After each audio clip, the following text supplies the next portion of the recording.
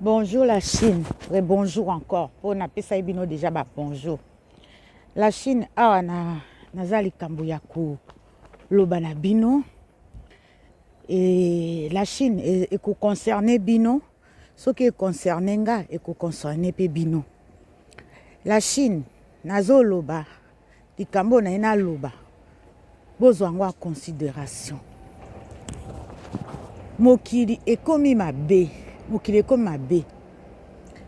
Soki bozana musala, bozana musala na ya embauche ya CDI que na entreprise na bino ou na ba maison de retraite, peu importe musala ou ménage, peu importe. Bandeko bosala attention ko memaka ko pistonner baninga. Bosalaka attention ko pistonner baninga. Soki olingo pistonner ndeko na yo propre.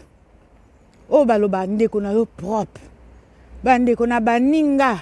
Loba muninga wana oyebi vraiment très bien. Mais soko oyebi très bien te, oyebi malamu te, ça sert à rien okendo pistonner mutu. Parce que à la fin oyebi nini koyela yo na sima. Bandeko bosala attention na makambo na oloba na bino. Mutu mususu bozalaka na ye bien na quartier. Bozalaka ye voisine. Ou boyebana na nzela soki ya wapi ou na lunda ou wapi, peu importe nzela boyebana. Mais siko yo na motema no amawa chef na ye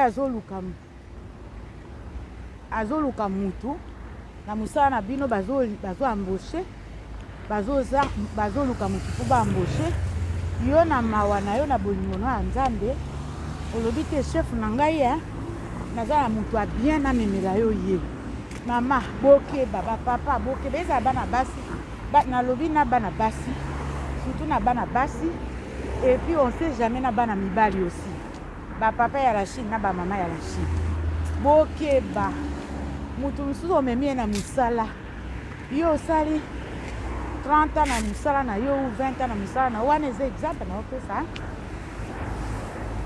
Après mutu mususu omemi ye kaka aye ko détruire musala na yo.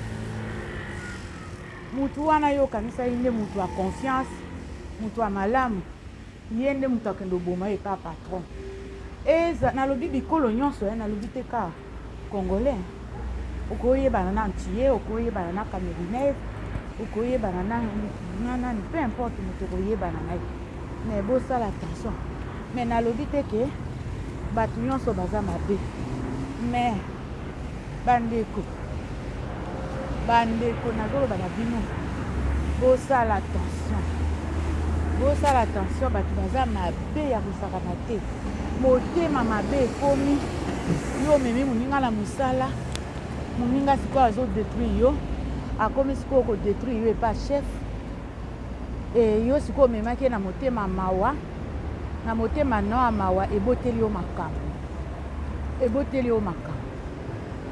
Napesaka exemple ya Karim Mokonzi, exemple ya munene yango wana vraiment eza exemple ya munene oyo tokoko pesa penza explication malamu.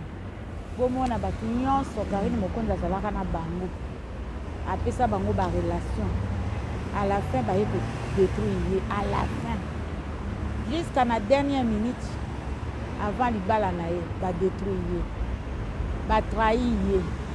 En fait, eza mabe, trahison na vie eza mabe.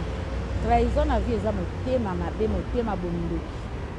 Donc, nazo loba siko o lelo nazo pesa bino exemple so na tie Karim Mokonzi parce que histoire nyonso nga na monaka et partiraka nga na histoire Karim Mokonzi. Voilà la Chine elo na ngena loba na bino yango wana. En tout cas, même ici ozomona ke patron na yo azoluka mutu embauché zwa na yo tika patron za mutu na ye moko. Mais yo soko memeli ye mutu eko mutu wana plus tard lelo te lobi te akobalukela yo. Voilà la Chine likambo nazali nango yango wana pona loba na bino. Ciao.